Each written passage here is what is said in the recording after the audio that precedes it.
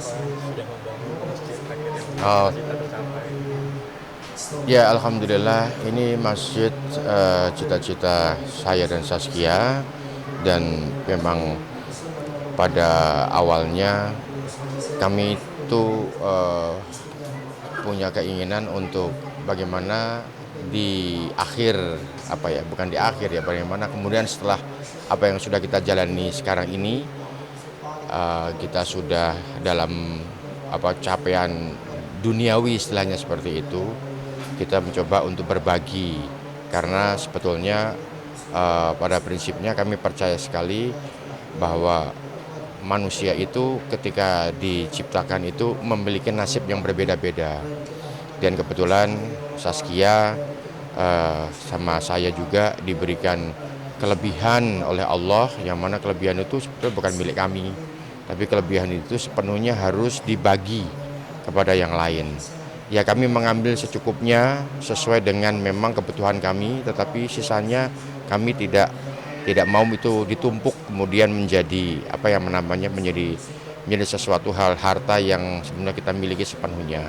Karena itu makanya kami berharap ketika kami membangun rumah, ada sebelahnya sebuah tanah yang bisa kita wakafkan bareng-bareng, terus kemudian mengajak siapapun untuk bisa terlibat di dalam pembangunan masjid. Dan masjid yang kami ciptakan ini sebetulnya eh, bukan hanya sekedar apa ya, bukannya sekedar membuat masjid saja dan kemudian kita serahkan kepada takmir gitu. Tidak, kita kepingin ada konsep bahwa yang namanya masjid sekarang itu yang kami bangun juga memberikan manfaat yang tidak hanya untuk ibadah, tetapi juga membangun aspek ekonomi juga, membangun aspek sosial juga. Ketika ada masyarakat, ketika sebuah kampung ada tempat ada masjidnya, tetapi ada satu dua keluarga yang kekurangan. Bahkan kita sering mendengar ada ada keluarga yang anaknya ditelantarkan karena kekurangan ekonomi, atau orang tuanya yang tua renta yang kemudian ditelantarkan. Itu kalau di situ, di sekitar situ ada masjid, itu masjid itu yang harus dipersalahkan. Karena masjid pada intinya adalah sebuah tempat di mana itu untuk mengontrol keadaan masyarakat sekitarnya. Apakah masyarakat sekitarnya itu berada di dalam garis kemiskinan yang amat sangat atau tidak. Jadi kenapa masjid itu dibangun tinggi dan kemudian ada menara. Menara itu fungsinya untuk melihat rumah mana yang tidak mengepulkan asap karena memasak, ya kan. Nah, itulah yang harus didatangi, karena ditanya ada apa, kenapa tidak memasak, apakah kekurangan ataukah ada apa. Nah, masjidlah yang harus senantiasa untuk memberikan memberikan sumbangan kepada itu, menolong ya. Jadi ketika ada masjid di sebuah kampung itu, maka masjid itu harus sekali bertanggung jawab terhadap aspek ekonomi, aspek sosial. Jadi karena itu makanya saya dan Saskia, ya kan, terutama Saskia yang sangat dipercaya oleh para donatur, sekarang bekerja sama dengan kita bisa juga, ya kan, berkewajiban bertanggung jawab untuk menyalurkan. Ya kan, ini ada tempat ya mungkin saat ini masih mungil ya, tapi kami berharap tempat ini jika nanti memang diinginkan dibutuhkan oleh masyarakat, maka tempat ini kemudian akan menjadi besar, akan menjadi besar, dan pada intinya kami ingin bermanfaat. Kalau seandainya masjid-masjid yang ada di Indonesia itu betul-betul menjadi sebuah tempat yang itu bertanggung jawab atau sangat peduli dengan masyarakat sosial, dengan keadaan kesejahteraan sosial, maka pemerintah tidak perlu ada yang namanya MBG, ya kan, makan bergizi gratis. Atau kalau toh misalnya pemerintah kepingin ada program MBG, haruslah bekerjasama dengan masjid, biarkan masjid yang menyalurkan. Karena memang sebetulnya makan bergizi gratis itu memang harusnya memang menjadi tanggung jawab umat Islam lewat masjid, tempat-tempat ibadah. Saya rasa tidak hanya umat Islam, seluruh umat beragama ketika di situ ada masjid, ada gereja, ada tempat-tempat ibadah, seharusnya itu membawa dampak ekonomi dan juga dampak sosial, tidak hanya sekedar menjadi tempat ibadah saja. Tempat ibadah sangat penting sekali, betul, ya kan, kita tidak boleh melupakan Allah, ya kan, kita tidak boleh meninggalkan ibadah kita, tetapi yang tidak kalah penting juga adalah bagaimana tempat ibadah itu juga sangat penting untuk bisa membangun ketahanan ekonomi, ketahanan sosial yang ada di sekitar tempat ibadah tersebut, dan itu yang menjadi konsep kami di masjid ini. Itu kemudian yang kedua, masjid ini harus berisi anak muda, ya kan. Usia saya 50 tahun, itu adalah batas, ya kan. batas manusia orang yang mungkin bisa memberikan kebijakan di sini sebagai pengayom saja. Tetapi pelaksana harian, imam, kemudian penceramah itu bayangin kalau itu anak-anak muda dengan suara yang bagus, sehingga speaker masjid kita itu tidak berisi sebuah suara-suara yang yang mengganggu, tetapi suara-suara yang merdu, suara-suara yang itu muncul dari kegelisahan anak-anak muda atas kerinduannya kepada Allah, kerinduannya kepada Rasulullah gitu kan.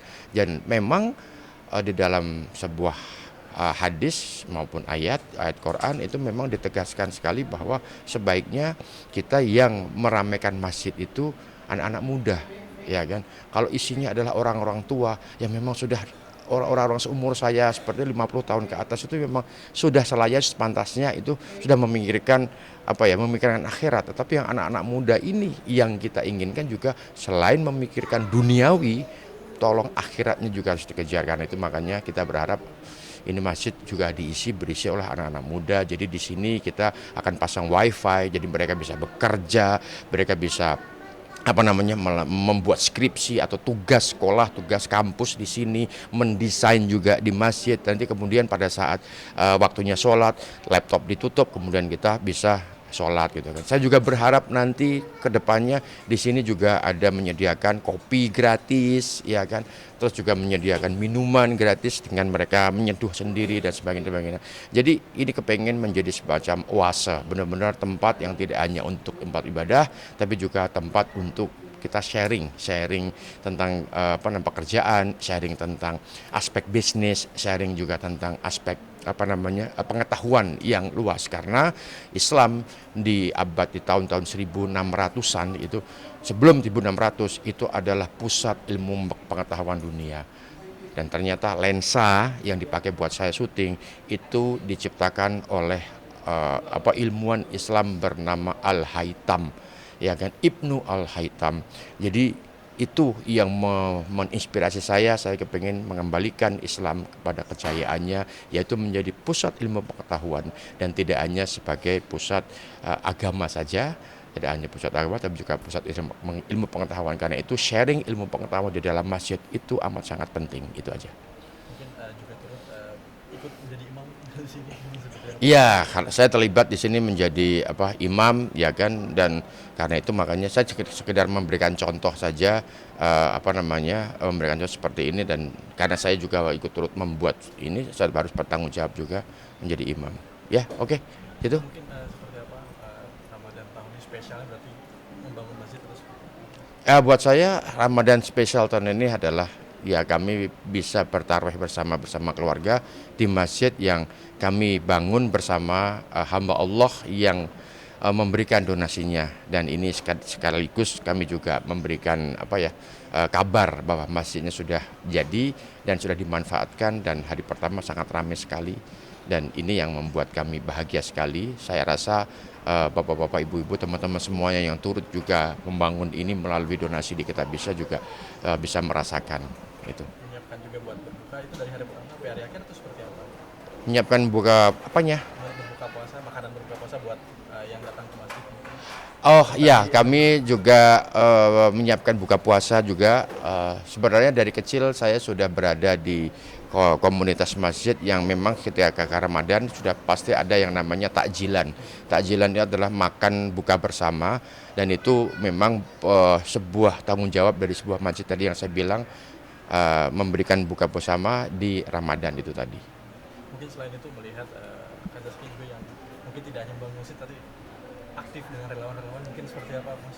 Oh ya, buat saya sebetulnya itu adalah tanggung jawab saya sebagai suami sebagai imam. Jadi untuk mengarahkan istri saya, mendukung mana yang baik buat istri saya. Pada awalnya istri saya kan dikenal sebagai artis, ya kan, pemain, terus kemudian artis sinetron, ya kan. Dan kenapa saat ini jarang sekali muncul? Karena sebetulnya saya memberikan challenge kepada istri saya. Karena saya melihat betul istri saya itu orang yang kemampuannya lebih dari sekedar acting. Jadi dia memiliki visi bisnis yang cukup kuat. Dia bisa, dia kalau sudah punya keinginan, punya ide, itu tuh sangat kuat sekali dia kepingin merealisasikannya. Karena itu makanya akan sangat bertolak belakang sekali ketika dia hanya menjadi pemain, membaca skenario dan diarahkan oleh sutradara. Sebaiknya kemampuannya dia harusnya lebih dari pemain. Dia harus menjadi produser. Dia harus memiliki perusahaan, bahkan perusahaan film, ya kan. Tapi ketika saya challenge ke arah sana, dia nggak mau. Ya, dia kepengen hal yang lain. Maka dia lebih memilih kepada fashion design.